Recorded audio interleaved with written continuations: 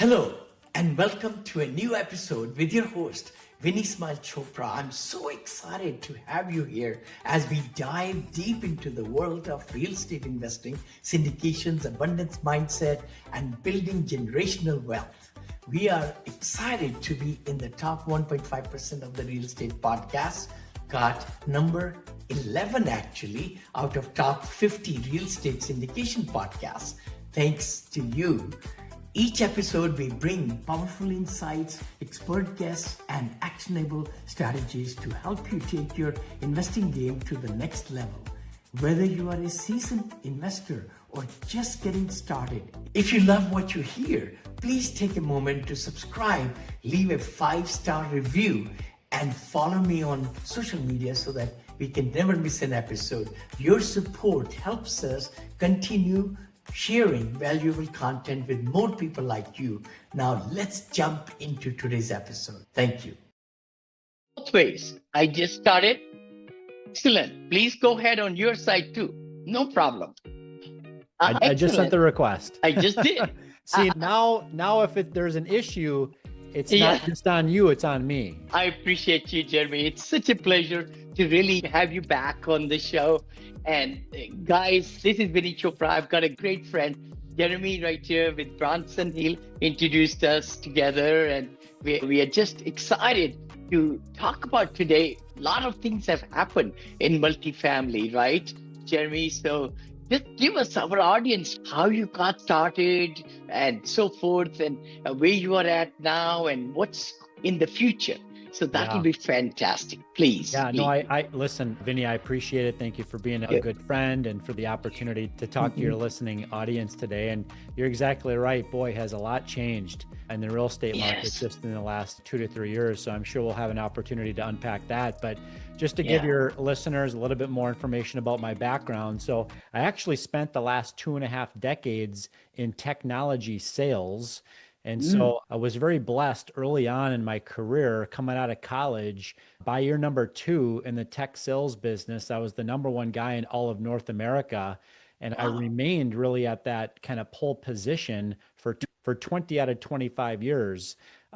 That really put my wife and I in a position where we wanted to start diversifying outside of Wall Street into Main Street or higher income earners.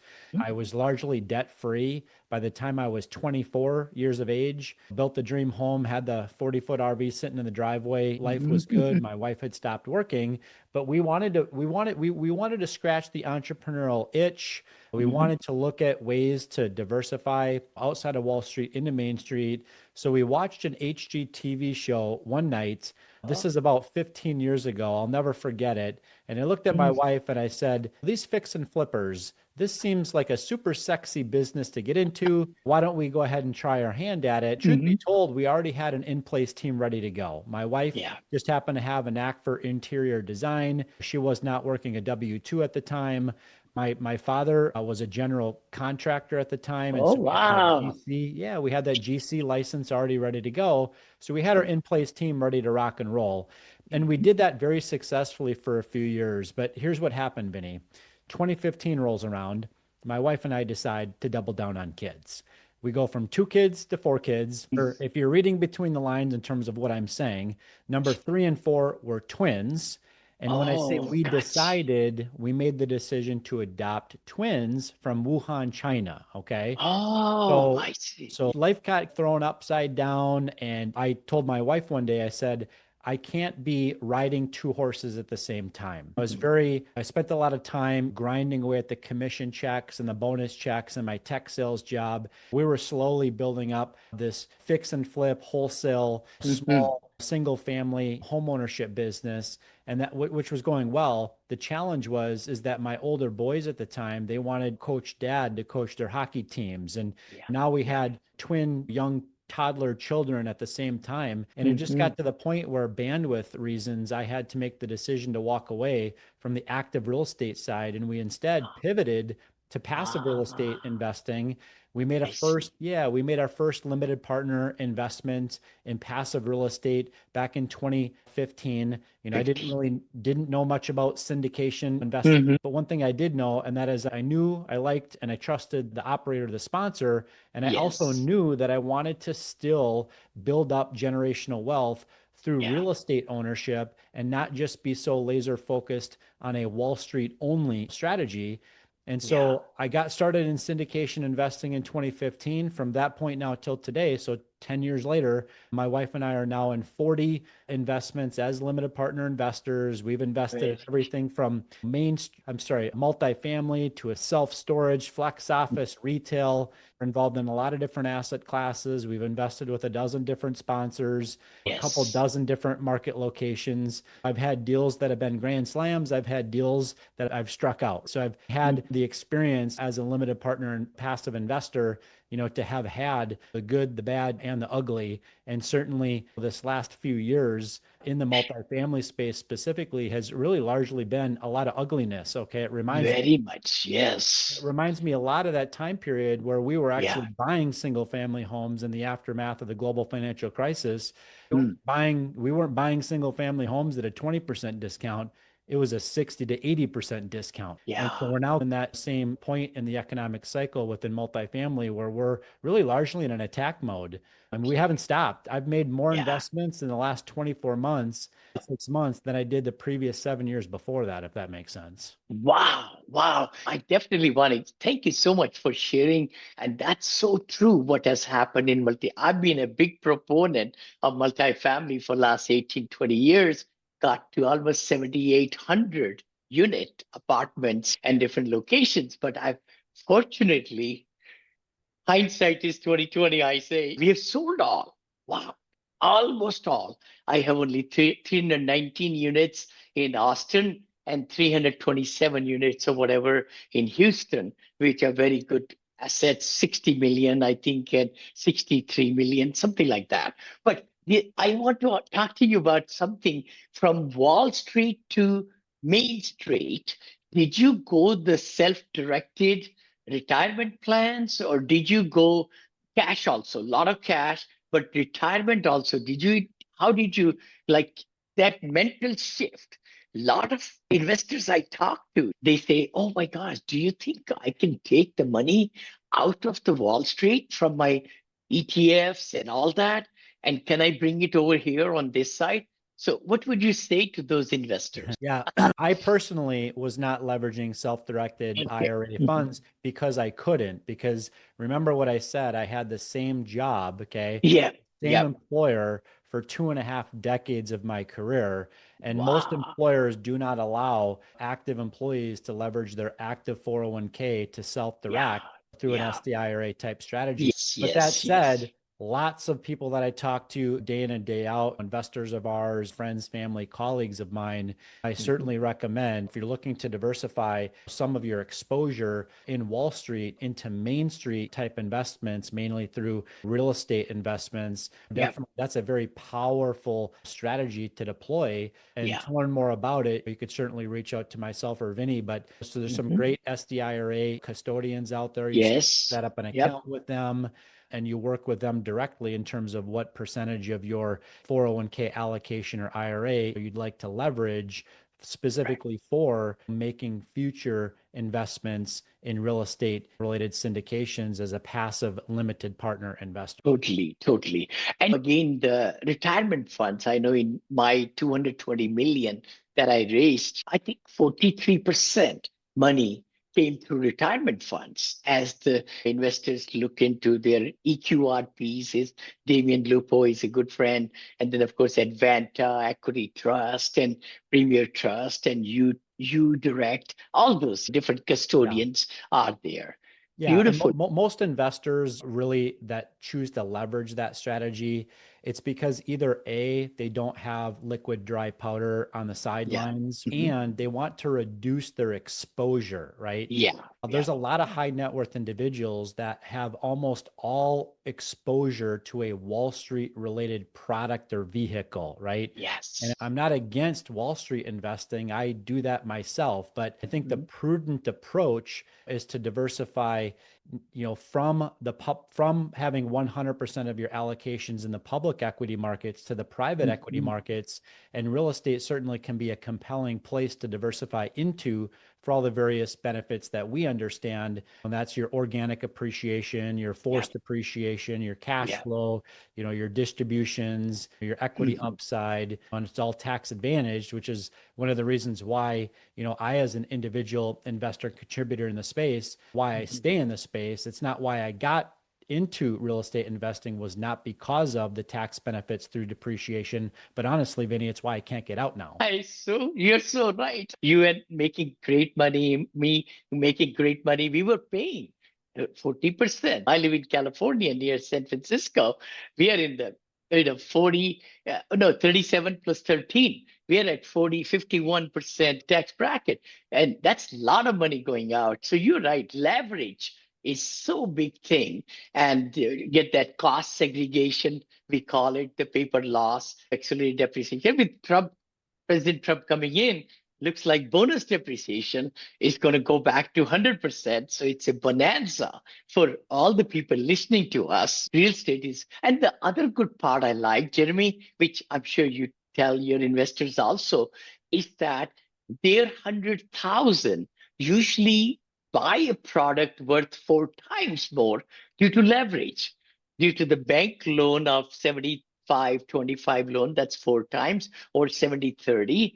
But that way, the 100,000 investment is controlling a much larger asset as compared to stock market, where 100 will only get stocks of 100 unless they play options or margins and things like that. So I talk about that, quite a bit. So tell us more. How do you think this whole industry is going to change? There is 575 billion with a billion dollar loans coming due by the end of this year. And that's going to be quite a bit is in office space, which everybody knows is in big disarray, but multifamily also. I see so much red there. Yeah, no, and there's always going to be headwinds in real estate. So I want people to understand that there's no such thing as a get rich quick scheme in real estate. Real estate always has a tendency to experience headwinds, okay? Whether that be rising debt costs, or whether that be occupancy challenges, operation challenge, execution challenges, inflationary pressures, tariff pressures. And we can go on and on. So that there's always going to be headwinds in the market. Now, obviously, I personally don't have a crystal ball. If you have one, I'd like to see it, please. The greatest challenge right now in the space is this ballooning debt that's coming due and maturing, right? But what's interesting about that is a lot of sponsors that started having challenges with the financing side of their deals, where they acquired either floating rate debt terms, or maybe they manufactured a rate cap of 6.5-7% over a 3-year bridge loan period. A lot of those loans have already come due. Okay. It started coming due in really the year 2022. Okay. So that also then persisted throughout 2023, throughout 2024. And now we're getting into 2025, and we're seeing a lot less of those deals. Okay. There's a lot less deals hitting the market today where the seller has their back up against a wall, where the seller is being forced to sell by the lender, or the lender is taking the keys back over and they're foreclosing on the asset. Okay. We're seeing a lot less of those because we've largely moved through and mitigated through a lot of the 3-year bridge loans that some sponsors were leveraging as part of their value add business plan or overall business plan. So now as we move into the back half of 2025 and 26, we are certainly seeing some additional distressed seller situations where the operators acquired 5-year agency financing through Fannie or Freddie. Freddie Mac, right? Or Freddie. Yep. Yeah. Getting tongue Yeah. twisted here. Hi, friends. This is Vinney Chopra from here in Danville, California.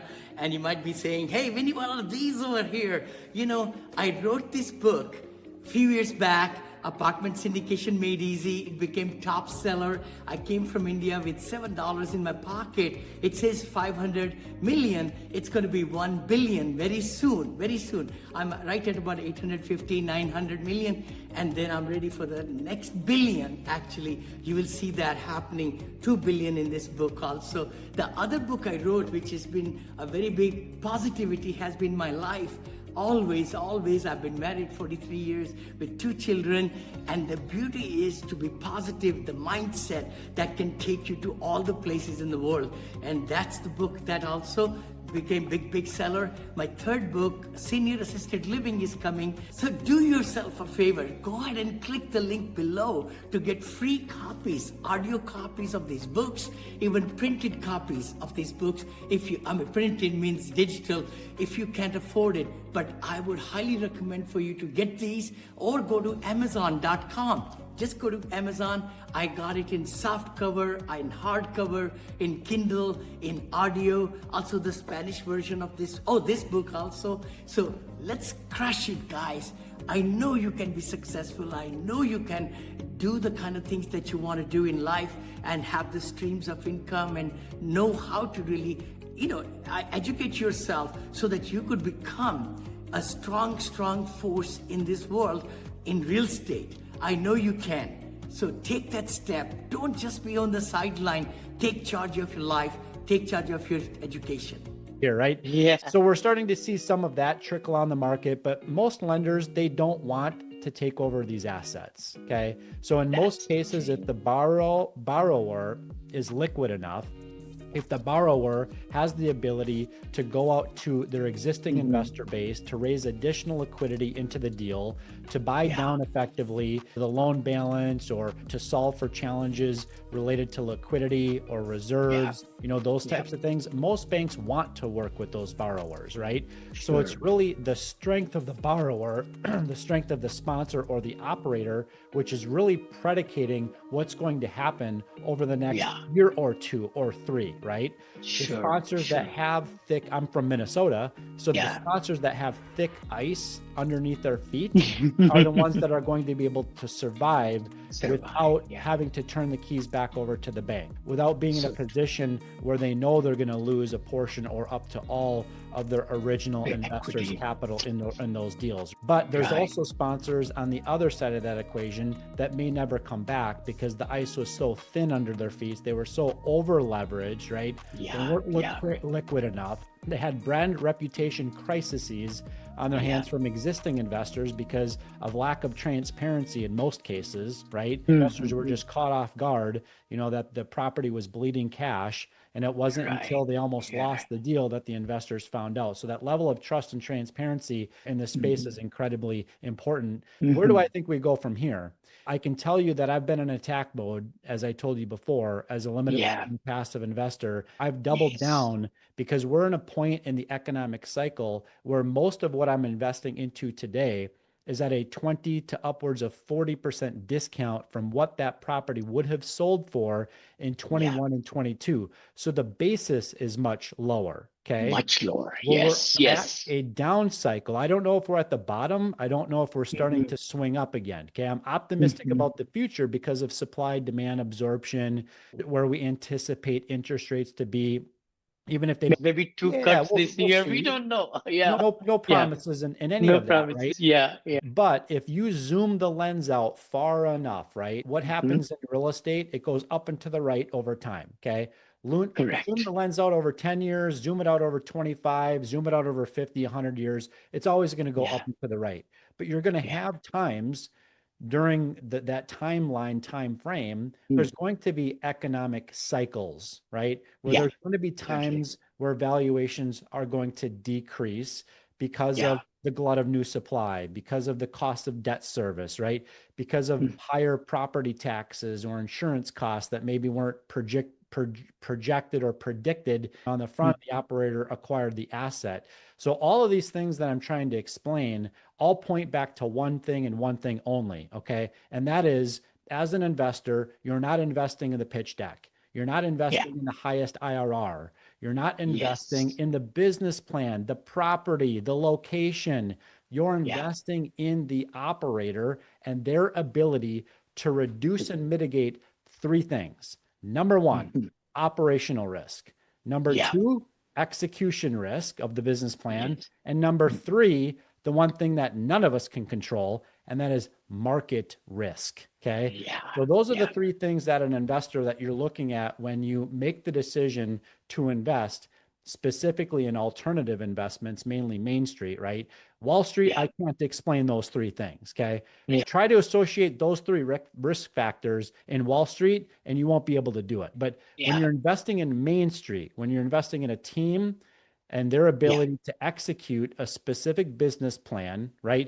You're investing or assuming that they're going to be able to mitigate for those three risks. I totally agree with you, Jeremy. And you know what? Just to put a plug, by the way, my followers, I know we are buying this Marriott Courtyard. Vinny has gone into multifamily, to senior living, to hotels, because I always try to pivot where the cash flow is there.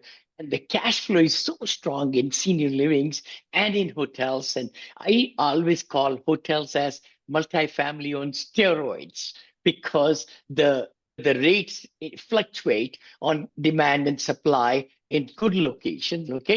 And I just wanted to throw out for my team that, we are buying this $14.5 million Marriott Courtyard. 35 offers came and we won it. We put $500,000 non-refundable to get this contract on our site. And my partners live 10 minutes away from this hotel. So we'll be putting $4 million into it. It's cash flowing right now. We'll sell it at 30 million. Wow. So 14.5 plus 4, that's 18.5, and then to 30. So what you're saying is so right. I think we need to look at the discounted assets which are in good locations and then have the operators, if you're LP, find out who the jockey is. The horse has to be good in a good place and at a good discount. We got it from the bank, this hotel. But same thing, just like you're saying, Jeremy, the real estate that you're investing in as LP or GP has to make sense, that it's not at the inflated dollars, rock bottom, almost to rock bottom. Yeah, you made two really good points, and I'm glad that you brought that up. And thank you for sharing with your audience what you're working on today. Two of the points that you also brought up is alignment of interest, right? Yeah. If the operator themselves aren't willing to put any of their own liquid cash in the deal, I'm out. Okay. If it's 2%, I think that's cute. Okay. If it's 5% or more, now we're here to talk. And I'm not talking about sweat equity, I'm talking about actual invested cash from the operators into the deal. And another great one that you brought up is local boots on the ground. Yeah. I know a lot of folks in the space that they might buy an apartment community and it's a plane ride away from where the main operators sit and live. To me, I'm out. I want to make sure that the operator has boots on the ground in that market. They can pivot with their head on a swivel. Okay. And truth be told, in this market cycle that we're in right now, where there's some fear, it's a great time to get in when there's fear, right? But at the same token, you got to be looking at your KPIs every single month, right? And you got to be ready to change course because of something that's called yield on cost, right? So it may make sense as part of your business plan to spend some of your CapEx dollars to force NOI growth, depending upon whatever your business plan happens to be. But there may also be times during this current economic cycle where it makes more sense for you to pump the brakes, right? Yeah, for a number of different reasons, but I'm glad that you highlighted those things. So thank you. Thank you. Thank you so much. I'm so synced, what you're saying, because as investors, their hard-earned money, LPs, GPs, like in the hotel, we're putting 12%, by the way, just to say that. And I raised 90% in the last 20 days. What? We just did the package out and everything. And anyway, but we have lots of investors, 582 investors. But the key thing, what you're saying is so right. Location, discounts, and the jockeys. Who are the jockeys who have the wavelength and the flexibility, and they're putting their money into the deal? That's huge. Skin in the game. I know those earlier days are gone where people could just come in with very little. Like you said, 2%, I think you said. That's just not too much. But higher, 5% or 10% is pretty strong, pretty strong. Let me ask you a question. Share with me anything which is very important to you for new investors. I know you and I deal with limited partners all the time and GP partners also. Like in hotel, it's a deal which is daily business, they call it. So our CPA and looking through all the different books and all that, we found out that we could even give GP shares, which will be actually active income share in the hospitality. I know Airbnb, it can be done in hospitality. It can be also done at the asset level. So this way the cost segregation and all that minus can be backed against W2 income. Oil and gas is another one, which I've invested also to get 100% deduction. Do you believe in that, oil and gas? Or just wanted to ask you any other alternative assets you have felt might be worth talking about? Yeah, I'm not real strong in the oil and gas discussion. I certainly know people that are in that space, and I'm aware of some of the benefits associated with that. I think, as I've mentioned before, the prudent approach for any investor is diversification, right? And as I mentioned earlier, I'm a limited partner passive investor in a lot of different asset classes. Yes. I also allocate about 10% of my net worth to finding other alternative investments outside of traditional. So for example, I'm an early cryptocurrency investor. Before the thing, I was in. I also looked at VC-backed and angel round investments where I'm making largely an investment in the business plan and the jockey at a very early family and friends stage. And certainly some of those investments might become pure donations, but some of them could also potentially go to the moon. But I think, like we said before, the prudent approach here is diversification. If it's an oil and gas deal, certainly that is diversification. And there's some additional potential tax benefits associated with an oil and gas investment that can be leveraged to offset active income. The same thing can be true in real estate. If one of the other spouses is a real estate professional, Vinney and I here aren't CPAs, so certainly seek your own accountant advice. Tax advice there. That's right. Yeah. Okay, totally. Jeremy, thank you so much that you came. Jeremy Dyer, how can people reach you? It's so exciting to bring you on the show, and God bless you and all the things you are doing with Rise Capital right there, Rise 48. We didn't talk about the companies, but overall we gave really great nuggets. And I hope in these uncertain times that our LPs and GPs take a good look at where they're investing money. How can people reach you? Appreciate that opportunity, Vinney. So a couple of different ways you can connect with me out on LinkedIn. I'm fairly active out there. You can certainly reach out to me at jeremy@rise48equity.com. I also host my own podcast called The Freedom Point. So you're welcome to check out The Freedom Point. And lastly, I authored an industry best-selling book in November last year called The Fundamental Investor. Again, it's The Fundamental Investor, and you can grab a copy. Do you have a book there to show? I do, in fact. Oh my gosh. Excellent. Fundamental Investor. Vinney and Jeremy are accomplished authors, but no, and the main reason why I wrote this book, and probably one of the main reasons why you did as well, is before any investor ever invests with us or anybody else, they really need to make an investment in themselves first. And so it's very difficult to explain all the different nuances associated with passive real estate investing in any different asset class in just a 20 to 30 minute phone call with somebody. So I really took all the lessons that I learned, all the knowledge that I obtained over the course of that, decade and a half long experience being an active and then a passive real estate investor myself, and largely put it into this book. And so it's really important for me anyways, that if anybody's going to choose to deploy capital into a hotel deal, a multifamily deal, an oil and gas deal, whatever it is, right? That they have a really good idea and understanding about what they're actually investing into, which is one of the main challenges that I've always had with Wall Street investing, is I never really understand what I'm actually investing into. And I don't understand things like why stocks go down on good news and why stocks go up on bad news. I never really understood that. And so this gives the investor a lot of power now to be able to make that educated and informed decision before they ever hit submit on that wire transfer. I love that. I'm going to buy one definitely on Amazon. Please share that again. Everybody following us, please do look at that book right there, Fundamental Investor, The Fundamental Investor. Jeremy, thank you so much for coming on the show. God bless you. We'll see you next time. Thanks, Vinney. Thanks a lot. Bye-bye. Bye-bye. Dear friends, this is Vinney Chopra. I am so glad you're listening to the episode. Thanks so much. Really appreciate that. Please share it with others who can really benefit also. Can I ask you a favor? Just a small favor. Less than a minute, if you could give 5-star reviews on iTunes or Stitcher, that'll go a long way. We are one of the top podcasts in real estate now in the nation, but it will really help a lot if you gave 5-star reviews, and we'll bring a lot more great content for you. Thank you so much. Appreciate that, and see you in the next episode. God bless you. Bye-bye. Wow, what an incredible conversation today. I hope you got tons of value from this episode. If you did, don't forget to subscribe, leave a 5-star review, and follow me on social media to stay updated on all the things real estate, investing, abundance mindset, and wealth creation.